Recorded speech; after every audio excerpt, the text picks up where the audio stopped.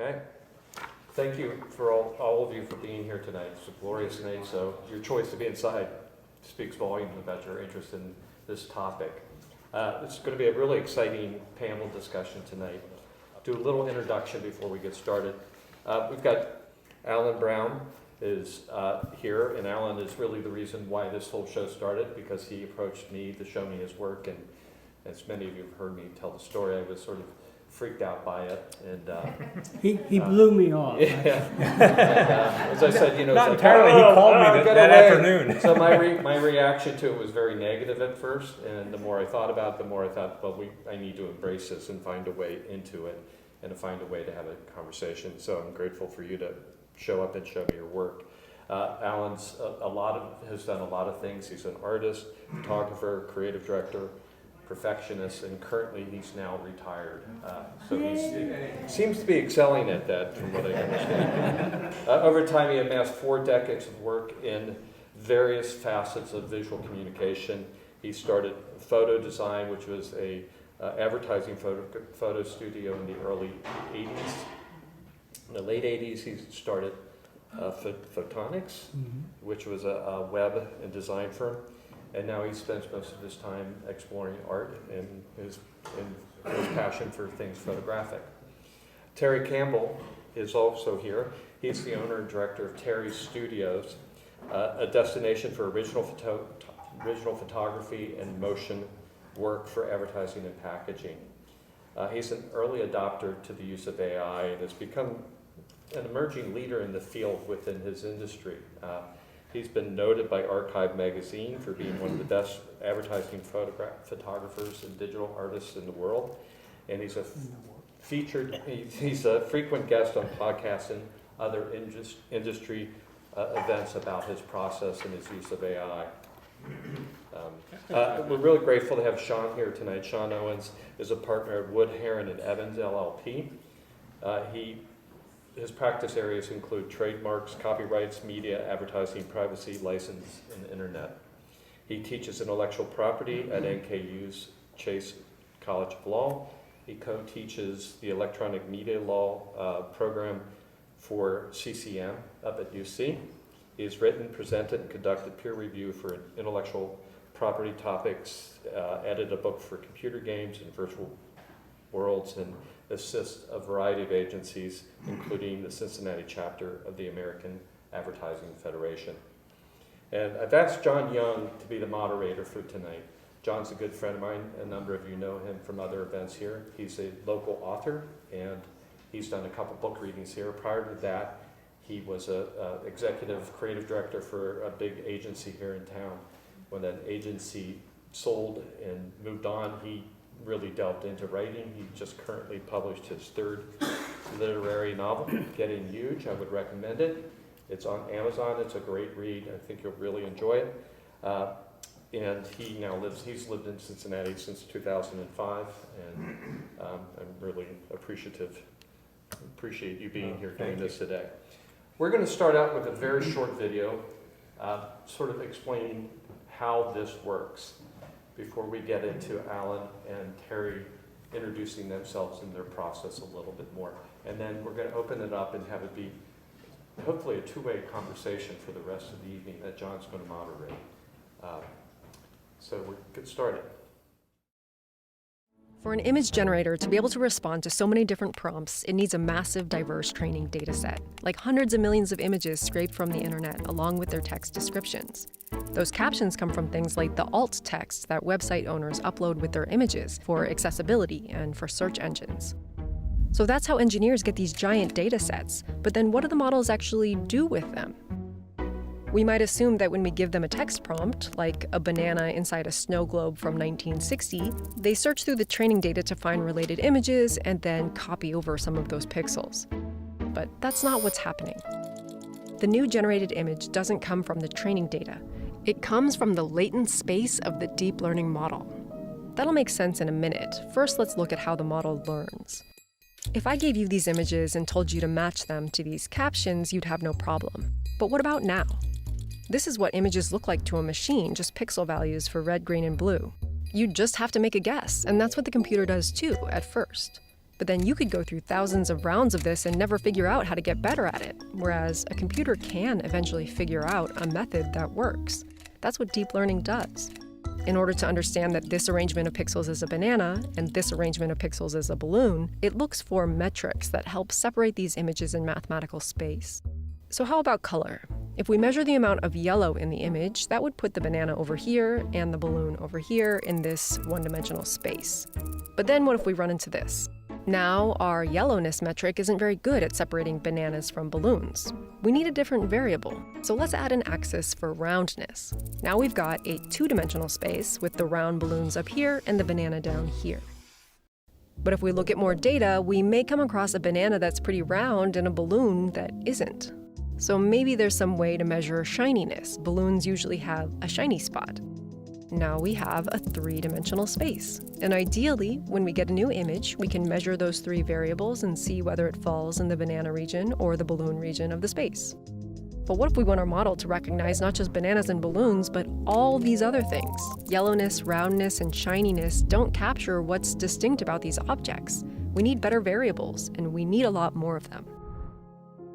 That's what deep learning algorithms do as they go through all the training data. They find variables that help improve their performance on the task, and in the process, they build out a mathematical space with way more than 3 dimensions.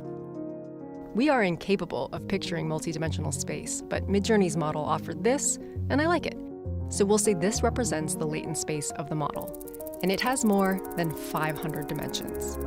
Those 500 axes represent variables that humans wouldn't even recognize or have names for, but the result is that the space has meaningful clusters. A region that captures the essence of banananess, a region that represents the textures and colors of photos from the 1960s, an area for snow and an area for globes and snow globes somewhere in between. Any point in this space can be thought of as the recipe for a possible image, and the text prompt is what navigates us to that location. But then there's one more step. Translating a point in that mathematical space into an actual image in pixel space involves a generative process called diffusion. It starts with just noise and then, over a series of iterations, arranges pixels into a composition that makes sense to humans. Because of some randomness in the process, it will never return exactly the same image for the same prompt. And if you enter the prompt into a different model designed by different people and trained on different data, you'll get a different result, because you're in a different latent space.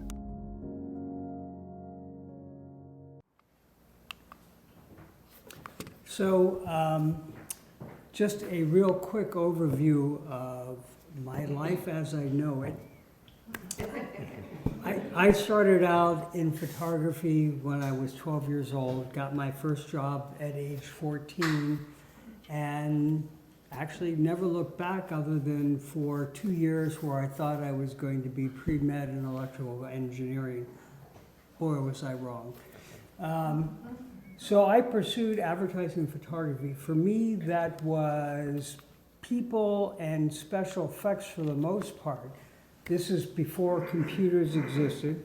I have done 16 years worth of opera posters over my life, and symphony and concourse car show and all of that. All of this involved strings, retouching, and all of that stuff, which always took me a little further away from where I wanted to be. And being an advertising photographer, and Terry, you may back me up on this, part of it is being a control freak. And so getting exactly what you want was a little frustrating for me because I would have to rely on a color lab and a retoucher and so on and so forth. And by the time I got to what I wanted, it was close, but it wasn't close enough. So back in the 90s, I got involved with Photoshop and those kinds of programs. And I might add that in that time period, I think it was 1991 that Photoshop came out, there was a big controversy over that as a legitimate tool to make art. Because we were changing reality and We really weren't doing the work. The software was doing all the work, right? So goes the argument. And this is an example of my first foray really into a way to take digital art, which I'd been doing since, again, the mid-'80s actually, and figuring out what to do with it personally. And so these are examples of using 3D programs where I could create the shapes, I could arrange the shapes. It was a very photographic metaphor, so I was perfectly comfortable with that metaphor. And some other examples. But what I found was that 3D art was not really everything I needed it to be for the kind of work that I was doing. Now, this particular example, is a pseudo stained glass window by synagogue. So there are 6 panels, or 5 panels, and it's all computer generated. Kind of looks like stained glass, but when we looked at the cost of actually producing stained glass, it was impractical. So the computer solution definitely was a good approach. And since then, January of 2022, last year, I started reading about AI. And at that point, there really wasn't a lot of software out there. The 2 biggies were Midjourney and DALL-E. I gravitated towards DALL-E because it seemed to fit the style that I was going after, and here are some examples of what I did with DALL-E. So what did I tell it to do? I would give it a series of prompts, and then I found that I spent a lot of time reworking my prompts, reworking my thinking, trying to figure out what are the right words to use to get the result that I wanted. And that is a lot of trial and error. And I will say all of the AI programs that are out there right now, if I take, and prompts are the words I use to generate the image, I can take the same prompt and put it through 5 different AI programs and get 5 entirely different results. And as the video showed earlier, the other reality is even if I take the prompts that generated an image I want and run that same exact set of prompts again, I'll get a different result, which actually for me is kind of fun. If I had to earn a business or make a living where everything counts and everything has to be in its right place, that's Terry's problem. So some other examples of AI for me. One thing about AI that I found pretty intriguing is that you can specify styles. And I found for me that the most fun I had was when I combined 2, 3, 4, 5 different styles together, kind of like a recipe for a meal, and see what I come up with. I sold my last professional camera a couple months ago. It really wasn't heart-rending like I thought it was going to be. It actually felt pretty darn good because I realized I've moved on into a different space. As Alan said, Terry Campbell. I'm a food and beverage commercial photographer, and I started with AI last fall when I read about it on a business news site, which was ironic. That's where I read about artificial intelligence. I read somewhere recently that the person that used that name when they're talking about AI-generated images would have preferred augmented intelligence because it's really just augmenting what we're already trying to do. And then this other phrase I heard a lot early on too was that AI won't replace you, someone who uses AI will. And at the time, last fall, that sounded kind of flip and like, it's funny. But as time goes on, I think it's more and more true. And it doesn't mean that AI will replace you, but maybe someone that's using AI will do that. Just like, Photoshop and, Adobe and things, as an artist or a photographer, if you didn't embrace those tools that were coming, there was still work that you could do, but your opportunities were more limited. And I've started dating these presentations because they go out of date so fast.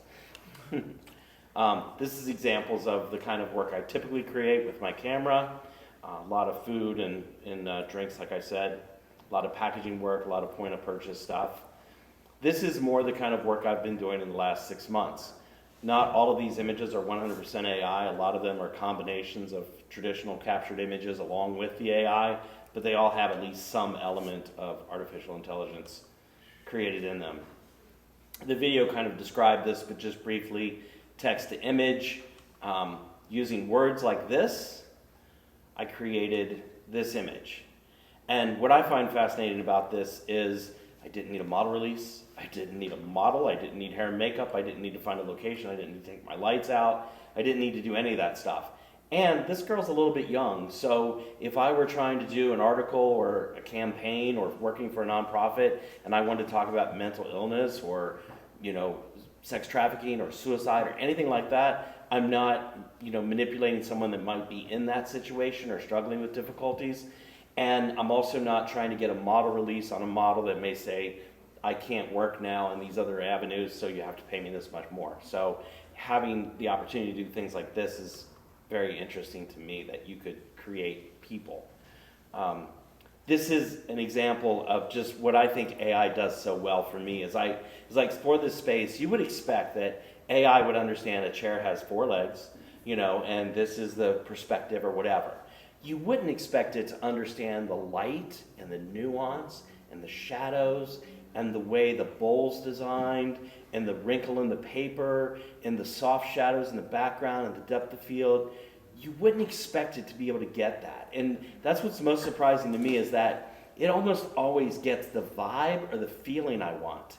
But rarely does a chair have 4 legs. It usually has 3. And you can figure out the whole mood, but you can't figure out the practical elements of it.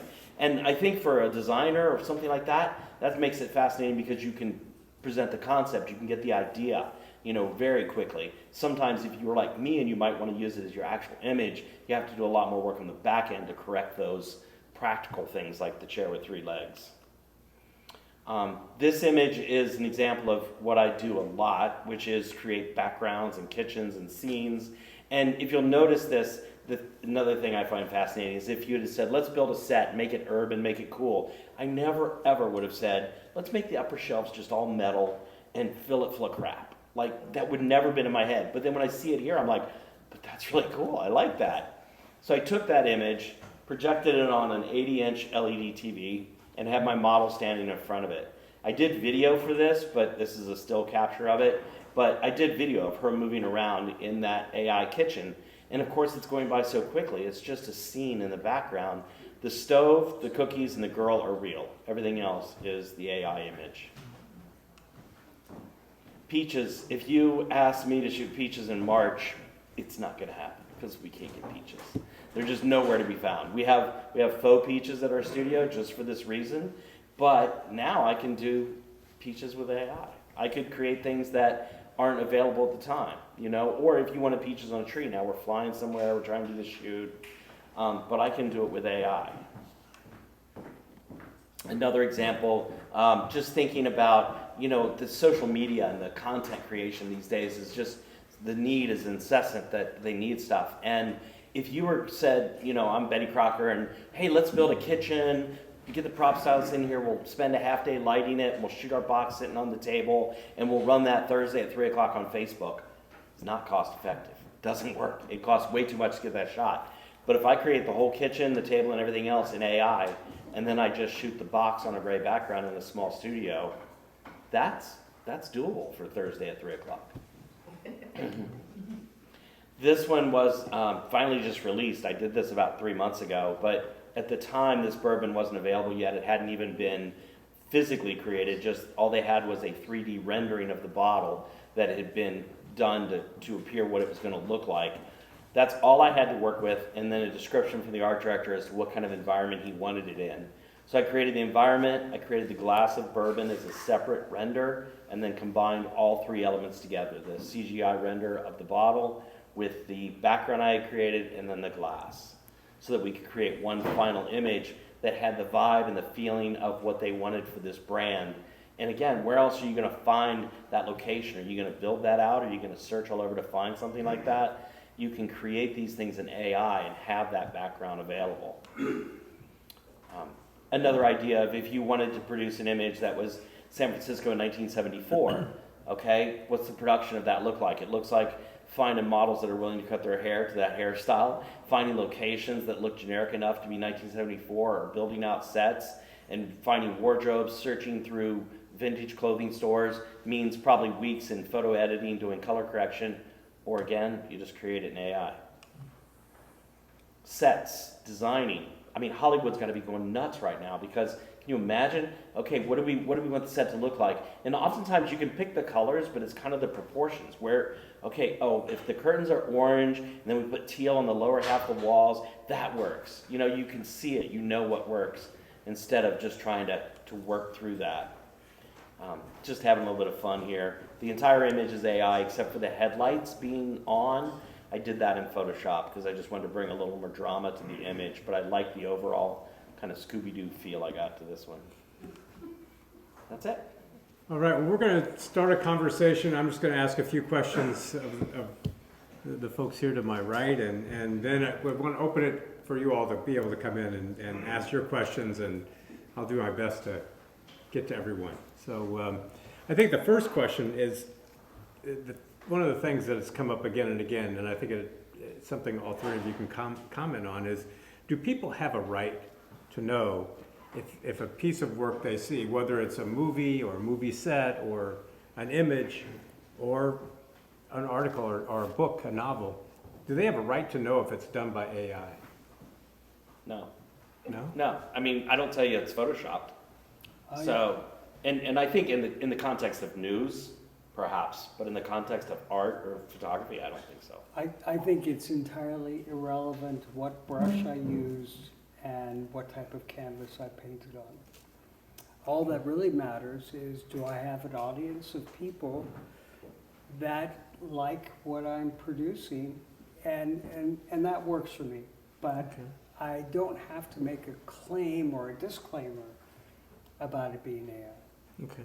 Sean might have another idea. Yeah, Sean, what do you think? Yeah, so, I mean, contractually, if I'm representing a party hiring Terry to produce content, I might specifically not want AI in that because there are issues potentially of ownership and things like that. So in that case, contractually, there might be an obligation to disclose that, yes, this is, or I propose using AI in this. I mean, other issues sort of beyond, just sort of conveying to the viewer is the issue of AI-generated content that depicts actual people. We saw, did everyone see the Pope in the puffy coat that made the rounds a while ago? It's a remarkable image, right? That's not a picture of the Pope, right? And so there are issues of right of publicity and things like that might also implicate a sort of a duty to disclose. Yeah, I'm curious. One of the questions I'd like to put to you today is to ask, how would you feel? Do you want to know if the novel you bought and are reading was created by AI or by a novelist? Does it matter to you? So I want to ask it this way. I want to have a show of hands. And if you don't care, I'm going to ask for 3 levels. So a 1 means you don't care. A 2 means you're not sure. And a 3 means I definitely want to know. So I'm going to say, how many people are in the 1 category? You don't care. Okay? And how many people aren't sure? Okay? I'm in that club, I think. And how many people absolutely want to know? Interesting. Okay, thank you. That's really interesting. So the next question I have is an intelligent person, it seems, given the video we just saw, it seems like an intelligent person could learn to do prompts. And so they do prompts and they create a lovely image. Does that make that person an artist? Okay, so let me jump in first. I think it's totally irrelevant what tools I choose to use to make my art. And I don't think that it means anything to anybody else. So, I have no problem. And don't feel the need, one, to disclose, because I don't know what that accomplishes. I mean, does that mean somebody would be less likely to buy my art if they thought a computer was somehow involved? They might. They might. So do you want to weigh in on this at all? Your thoughts about this? Well, yeah, so, we have to be careful. So, I'm coming at this from the legal perspective, not the artistic perspective. Yeah. But one of the things that differentiates the AI platforms from all of the tools that artists have used since art was first, put on a cave wall, in prehistoric times, is that, and this can be even mechanical tools like photography and graphic design software and things like that, is that for all of those tools, the artist was very much driving and just using it as a tool to create an output, to create art, okay? The photographer decides what angle to take the shot from, how to light it, how to pose the models, what's the backdrop. The graphic designer decides what filter am I using, what work am I, specifically how am I going to draw this, how am I going to render it, that sort of thing. But with AI platforms, there's that element of randomness that you put in a prompt and you have no idea what's going to come out. As Alan mentioned, you can do the exact, and Tara, you can do the exact same prompt on multiple different platforms. And not only will each of those platforms give you completely different results, but if you run the prompt again, you will get yet more completely different results. So AI platforms are really more like me saying to Alan, make me a drawing that looks like a cat drawn by Picasso, okay? Alan is then producing that drawing. I am merely asking him to do it. I'm merely giving him the suggestion or the idea. And in terms of art protection, copyright, that sort of thing, we don't protect ideas, we don't protect concepts. We protect the expression, we protect the output. And in this case, the output is really coming from not Alan or Terry or the artist, it's coming from the platform.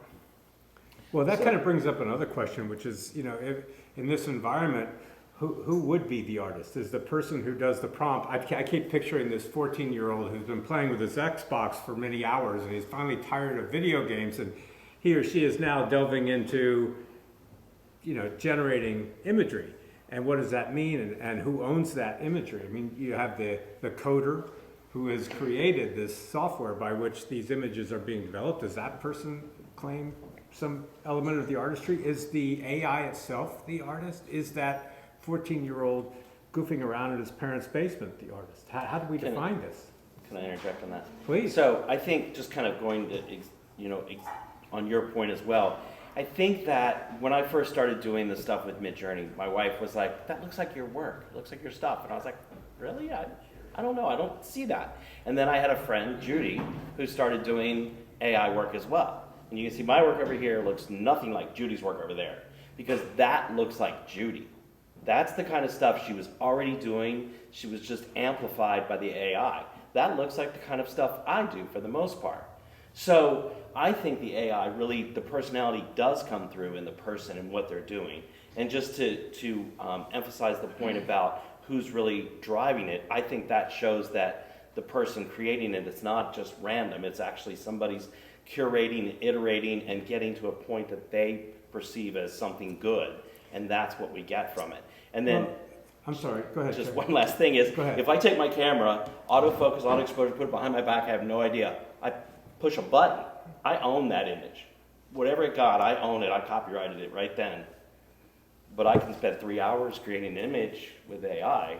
Seems like Yeah. maybe I should own it. I'm not arguing with you, No, no. I'm just saying point, counterpoint. Yeah, and just to respond to that, we would say that yes, the random sort of photograph taken behind your back also receives a degree of copyright protection, and as does the carefully modeled, Yes. professional photograph. One might also argue that one is more artistic than the other, and legally, one would probably say that one has a higher degree of protection than the other. Agreed. So, and the same goes for the AI-generated artwork. There is a degree of protection to the extent that you are selecting what's being used, you're arranging it a certain way. Maybe you are taking multiple images, combining them, or you are taking something that was produced by an AI platform and then further modifying it through further, adding original content that you photographed or running it through Photoshop and doing additional, touch-ups to it. But it doesn't mean that the protection is going to extend to then every aspect of that. It's what you touched as a human versus what the AI platform created. Under current law, I should Yes. say. I would also add that it isn't, for many artists, it's an iterative process, just like it is with any other form of art. And so when you see the result, you're not stuck. You can try other prompts. I found that sometimes it's the actual words I'm using that don't mean anything to AI, so I have to rethink what to call something. That provides a challenge, but I will change the order, I'll change punctuation, I'll try different ways to describe what I'm doing. Now, Terry, you used the term curator a minute ago, and Sean, you sort of brought that idea up as well. And I have to say, one of the things I ponder is this idea of, as you said, Alan, that the AI gives you a whole bunch of choices, and you choose, and maybe you bring it into, some other software, whether it's Photoshop or whatever, to retouch and change. But I guess I'm sort of struggling with some of the terminology. A curator is different than an artist. And, it seems like in a way the AI is producing an opportunity for you to act as an editor or curator rather than a creator so much. So I would say that it's nothing more than another tool in my tool belt that I can choose to use or not use or use part way. But to me, AI is just a tool. It does not describe who I am as an artist. I think I would just say that curating, I think, is part of what I do in my photography. That I'm deciding what to move forward with, what to adjust, what to change. I'm seeing certain things and I'm liking where that's going. I want to do more of that. So it's curating in the sense of, like, I liked that brush stroke, do more of that, or do less of that. Okay. Want to ask audience for some questions, please? I'm really in the middle on this. But in terms of like the initial prompt, there's an authorship in that as well. In that you are asking certain words to be combined with images. So how you develop your prompt is your own thing. It was your idea. Now you have the generation by the large language model, and then you add your editing techniques. Now that becomes the final piece of artwork in the end. So you have two different levels of authorship. You have one in the word spoken, and two in the word generated and how you edit it later. So in a way, I'm kind of in the middle of this. I don't know what to think. So I can say under the current law, and this is all changing as we sit here right now, right? But and lots of things are up in the air, and there's ongoing litigation on all kinds of aspects of AI. Under current law, the Copyright Office does not consider the prompts that are fed into the AI platform to have sufficient authorship, to have sufficient creativity to be protected on their own. The Copyright Office likens them more to ideas, concepts, or just general suggestions or directions given to the platform, whereas the platform is the one actually then generating the expression, the creative content, the art. Well, there's the whole transformative process later on. In other words, once I use the prompts, then I have the language model comes through. Now I can edit. So now I am copyright protected on it. Well, let's hear it. Sean, what do you say to that? I was going to ask the same question, Yeah. so thank you. That's the transformational process. So the initial prompts, not protectable. The initial output of the platform, also not protectable in its raw form. But if the artist then adds their own expression to that raw output, to the raw image that Midjourney or DALL-E 2, whatever, spits out, then there would be a degree of protection for that additional work that the artist put into it, okay? But that sort of, again, the raw image produced would by itself have no degree of protection under the current law. I get it, I mean, I'm an artist and Yeah. a lawyer, so that's what I was curious about. Yeah. The process of transform. Paul? You're gonna be in Process of demand. transformation. Paul? One of Terry's pieces up here is called the greenhouse, I believe. Yeah, You shot a photograph, you scanned it into Midjourney, you asked Midjourney to describe the photograph right, to use as a prompt. right. Reverse engineering your own intellectual property to get the prompt to ask Midjourney to create an image from. That to me is like, what do you do with that? It's like, it is his image. It created a prompt based on his image. Now, does that prompt have a legal standing? The original photograph that you took absolutely would. I mean, that's, you know, photography is copyright protected. That goes back to the 19th century. But the output raw image would not be. We would call that a derivative work in legal parlance, that if I make a new work based on an existing work, that new work is derivative of the original, okay? But again, in this case, the new derivative work was AI generated, so it would not have its own independent degree of protection. Now, a more interesting question, though, would be if someone were to copy that, knowing that it is a derivative of the original, whether that would be infringing on the original photograph or not. And that's a fun thought experiment that will probably be worked out in the courts in about 5 or 10 years' time. Now, Sean, you use the term degree of protection. So talk to me about degree. Define that, because it could be 5%, it could be 90%. Yeah, so copyright protection can apply to just the selection and arrangement of otherwise non-protectable works. So if you have DALL-E or Midjourney spit out 5 individual works that by themselves are not protected, but you then combine them in a certain way, arrange them, select them a certain way, you will then have protection over the fact that you selected the certain images and arranged them a certain way. But you would not have protection over the underlying raw input photographs, or images, I should say. And that can apply, you know, in other contexts. For example, the photograph behind the back. We would say that yes, you have protection for that, but it's probably going to be what we call a thin copyright. It's a pretty low level of protection, because you're not going to be able to prevent anyone else from taking a photograph behind their own back, even if they're pointing at the exact same thing that you were. Right. Yeah. Another question, Patty? I feel like, I'm a designer, I've worked with Terry for many years. I feel like when you get all these images, there is definitely a creative element that's happening for you to get it to a place where he's gotten it. So it's like if someone doesn't have a good eye or a good creative, you know, the way you put images together, because even graphic designers are putting type together, color, shape, all of that, and you're sourcing that from a lot of different places. It does feel more like a tool, but not everyone would be able to get it to that place. That's where I feel like the artist or the designer, to me it's like you're almost a designer. Yeah. Really, because you're taking 4 or 5 images, you may take pieces of them, but then you're also saying, it doesn't look right, I'm gonna go into Photoshop and manipulate that a little bit more, and that's all part of a different process versus somebody that's just painting from their head straight on canvas, Yeah. right?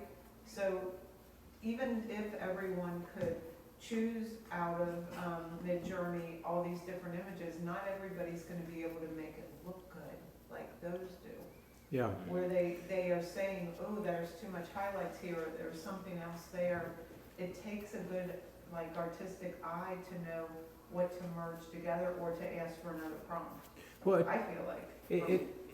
I think it's a really good, interesting point. It also raises the question for clients, right? So where does a client stand with all this, Sean? Legally, how does a client, I mean, you do this for Adidas, and Adidas wants to own that image, or they want some protection so somebody else doesn't steal it. How does all that work today? Yeah, and so that can be a tricky thing, because a client typically does want, you know, an outright assignment of all rights to what is produced, right? So that they can control that, and they can prevent others from using the same image that they paid for. But if what they're getting is a raw output from an AI engine, they can use it, but they can't control other people from using it because there's no protection for that image. Now, if, yes, the graphic designer, if there's a degree of selection, arrangement, further Photoshop work, that sort of thing to produce the final work as you're referencing, and someone were to then rip off that image, then there is infringement. Then they can control that still, but they're not going to control every aspect of that image. They're only going to control that sort of that final product that has all that extra work that went into it. What if the designer and or photographer doesn't tell the client? They just present the work. That's where I'm going. Right, yeah. Then you hope the services contract allows that. Yeah. My question would be, how long did it take Terry to find the kitchen that felt right for the vintage look, to then put the model in front of it? You may have had to spend, which, can be panicky if you're getting a lot of stuff but you're not getting what you want. How long does it typically take for you to get something that you feel is valid for a merge? Yeah, it just varies. Sometimes it's pretty quick, sometimes it's hours. Right, right. But yeah, Sean's absolutely right on what he's saying about the copyright and stuff. I think like Fortune 500 companies don't want to hear AI, period. Unless we're way upstream and it's just going to be for exploratory and nobody's ever going to see it. But small companies that want to be nimble and quick and are trying to get something out there, they're all about it. And if somebody calls them out for using AI, that's free PR. They're down with it. So it depends on the company and where they're at with it. But yeah, I'm actually about to broach that with a client, like figuring out, we want to use AI for backgrounds, and it's like, where do we go with this? Yeah, and we keep it our little secret? Well, no, and it might be, we can do it for this price, which means Yeah. you're getting an AI background or an AI generated model, Yeah. or we can do it the traditional way with a real Or- model and a real, space, and that's going to cost this But much. the alternative would probably be a stock image in the background, of which they wouldn't pay exclusivity for. Right. So anyone else could use that same stock image. So to me, it's no different than an AI image, because you can license a stock image and not pay full rights, or you can have an AI image. Either way, somebody can take it. But they could also request exclusivity, which would be impossible to do with AI. It would be, Yeah. but they usually wouldn't because of Yeah. the cost. Let's get another question. So, how does anyone even really know, like you say, derivative, you put the same prompts in, you're gonna get a different result. You create a piece, did you do, it wasn't derivative, did you do some Photoshop on, how does anybody even know? I mean, you create a beautiful piece, it's like, I love that piece. So, how is somebody gonna be able to come back and challenge, if you copyrighted it, and said, I copyrighted this, no, you can't copyright that because it was, well, no, I did derivative, how does anybody prove any of it? Document your process is what I would say. I mean, if you are creating content, regardless of whether it's involving AI platforms or not, but if you're creating content and you want to be able to protect and enforce it, if we're talking about copyrightable works, register them with the Copyright Office potentially, because then that's your golden ticket into court if you ever actually do need to sue someone. But B, document your process. Document the fact that you created it, that yes, you did use some AI work, but then you did all of this extra work to it, or you were presented with 5,000 images, and out of that you whittled it down to the 5 that you ultimately selected and arranged for that particular project. Because that's where you're going to get the degree of protection that you can use to enforce your rights against another party. Another question? Maybe? Yeah, my question is more directed at the images that include people's faces. And particularly the one that The you girl. mentioned with the girl and mental health, because I work with vulnerable populations. Are those purely generated from, amalgam of facial pieces, or are they actual people? And how do you protect somebody who looks exactly right? Okay, so my argument for this is basically, as a commercial photographer, if you don't know how this works, an art director usually brings me an image that they've been staring at for 3 months and all their testing and everything else and says, do this. It's probably a stock image. It's probably someone else's picture. And I'm supposed to copy that, but I don't know I'm copying anybody's work. And then they own it after that. That's how it really works a lot of times. Sometimes those images aren't just one thing. But who's more likely to infringe on a copyright? Me, who is literally copying somebody's work, or AI that is randomly selecting eyes and noses and faces? Could it turn out looking like someone real? Yes. But, if I'm not putting in a prompt like the Pope or trying to create a certain person, if I'm just randomly doing it, then the odds of it actually being a real person are so minute that the odds could be the same if I got a model from an agency and she was a doppelganger for somebody else, you know?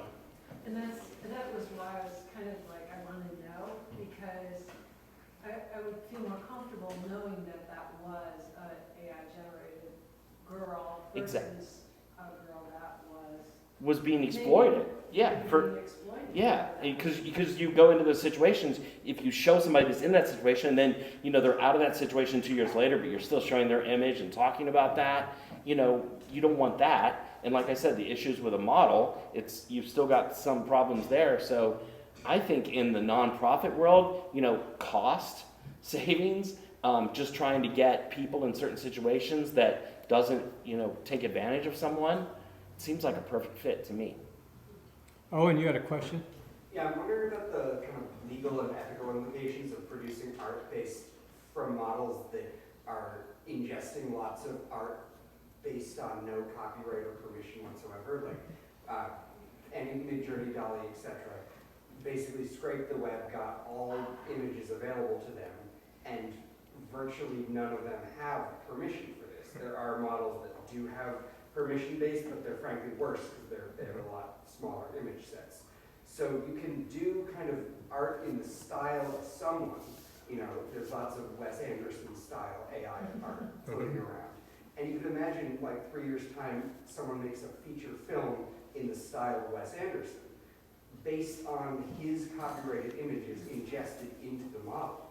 Does he have a claim against that, or does Jason Schwartzman, who has like an AI doppelganger in these movies, have a claim against the director of this AI movie? So the question of whether the scraping is legal or not is being litigated right now. So there are a number of lawsuits that have been filed against some of the big AI platforms and data sets over the fact that, yes, they scraped hundreds of millions, billions of images from across the web without permission from anybody to train these models. To train the models to understand that this pixel of this color goes here on average for this kind of a picture, and that this pixel goes here for this kind of an image. And the platforms argue that it's a fair use, that this is, you know, effectively, or at least, you know, philosophically no different than me going to a museum and walking around and looking at all the paintings and learning from that, and then me going home and making my own original artwork. There are obviously, though, some differences there. One, there are reproductions being made inherently as part of the learning training process. Whenever you're dealing with computers, there are constantly reproductions being made over and over and over again.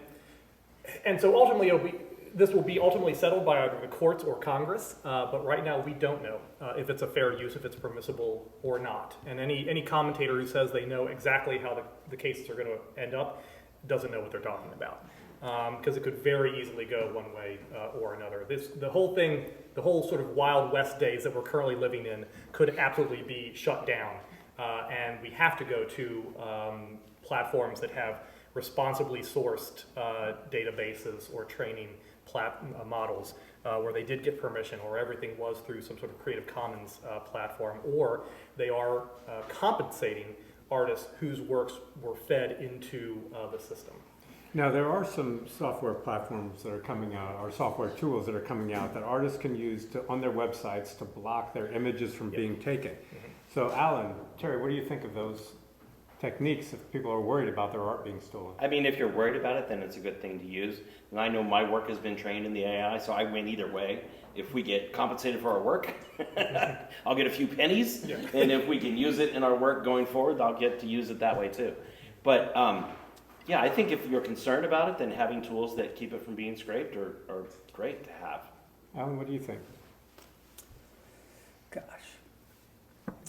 So, do I care whether somebody borrows my image and creates a new image out of it? I think that's the question. I think that's the heart of the question, yeah. Yeah. And I'm somewhere caught betwixt and between, because on one hand, wait, that's mine. And on the other hand, how did I get there? The other thing I was going to say is, in classic fine art training for art students, They do go to museums, and they do copy the originals. Now, the hope is when they copy, that they pick and choose the things that appeal to them when they go and do their own thing. I don't think it benefits, honestly, anybody to rip off the Mona Lisa and say, well, I did that. And can I just add one thing about ethical, platforms like Adobe? Their platform is ethical.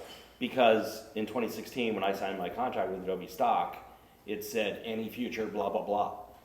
I signed it. I agreed to let them use this now, but did they say, oh, Terry, in 8 years, we're going to have AI and we're going to use your stuff. Is that okay? Nobody said that. So the idea that it's an ethical model, I'm like, yeah, technically, but it's a stretch. It's a legal one anyway, right? You had a question in the back there. I missed you before. Yeah, so we've been talking a lot about protection. Because we're able to now iterate and generate more effortlessly, should we care less about all the who owns what? I missed the last part of that sentence. Does it mean that we should care less about who owns what? And in the commercial realm, we used to produce beautiful images for ad campaigns that ran a year. Now, currently, advertising images are created for a Facebook page that's going to go up for 15 minutes and be replaced by the next image. Right. So, I don't know. No, I would just say, like in the example of the Betty Crocker box, does Betty Crocker care that that's AI generated and they can't own it?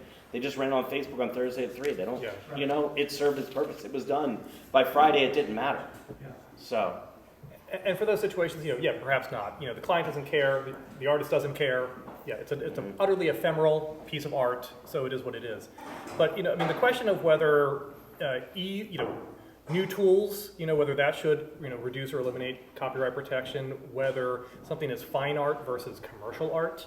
Does the commercial art deserve protection? It was circus posters was the classic case, and it sort of really at every single step along the way, philosophically, at least in the U.S., we've said yes. Ultimately, if it is a work of creative human authorship, if there is sufficient creativity and authorship that went into a particular work, regardless of its purpose, regardless of what tools were used in the creation of that, yes, it does deserve some degree of protection. Well, getting back to this idea of should we care going forward and should it matter as much as it has in the past, I thought about this before tonight, and I thought you look at like Pablo Picasso, right? He created roughly 13,500 works of art in his 70-year career. It's a lot of work and it's a long career, but AI could generate 13,000 images in a weekend. Yes? Yeah. So you got a super famous artist who spent 70 years life's work, and this AI can replicate, at least create something, 13,500 pieces of art in a weekend. How do we think about that if the world becomes kind of a gusher of imagery and a lot of it beautiful and arguably art? Like, what does that do to the value of art overall? You think about a capitalist system, right? Suddenly there's so much original stuff around us all the time. How can any of it have a lot of value? How do we think about that? I want to just add something to that. I'm a Picasso lover, but he was stealing from African art. He was stealing all over the place. He was stealing from Matisse. He was going around picking and choosing what he wanted to copy and bring into his artwork and try to repurpose for himself to create that 13,500 pieces of artwork. So he would be all over this technology because it's in his DNA to do this. Just another way to think about that. But I think the question comes back to just this gusher of imagery. How does that change how we think about art? Like, when it's millions of new pieces being generated by many by that 14-year-old who put his Xbox aside and is playing with his laptop now, creating 10,000 images over a weekend. He can do it on his phone too. Oh, he can do it on his phone. Yeah. Well, I was going to say this has happened over and over because your argument was probably made when the photography came in. You can take a picture. It used to take me hours to paint a portrait. Now you can take a picture very fast. You can take multiple pictures. Yeah, and you can create as many as you want. And with digital, when everybody has a phone, a camera in their pocket that's as good as my camera, like this is a whole new world. The number of images we've had in the last 20 years you know, with the iPhone, it's just crazy. Where do we stand though, to this, coming back to your point about, you know, when you have this gusher, when you have so many images and so many artists, you know, people generating content, what happens to the value of all of them? And is there a place for ownership any longer? You know, do we begin to strip out these protections? I don't have an answer for this. It might ultimately be more of a market, you know, Yeah. question and outcome rather than a legal or protective sort of outcome. You know, Could be. it costs a lot less to buy a book now because we have printing presses versus when everything was being handwritten by scribes in monasteries. And the same goes for now digital art as compared to paintings or drawings or even prints for that matter. Yeah. Well, I know as I've talked to other galleries, one of their big stumbling blocks is pricing. Digital art happens to be very similar, in my mind at least, to photography. When I produced a print, I could always produce a second, a third, a fourth, at whatever size I wanted to produce it at. And so people did not value it the way they would value Picasso painting or something like that. But there is something unique and special where an artist would say, I'm only going to produce 200 in this run, and I'm going to assign them and number them. That changes that with, you know, silver.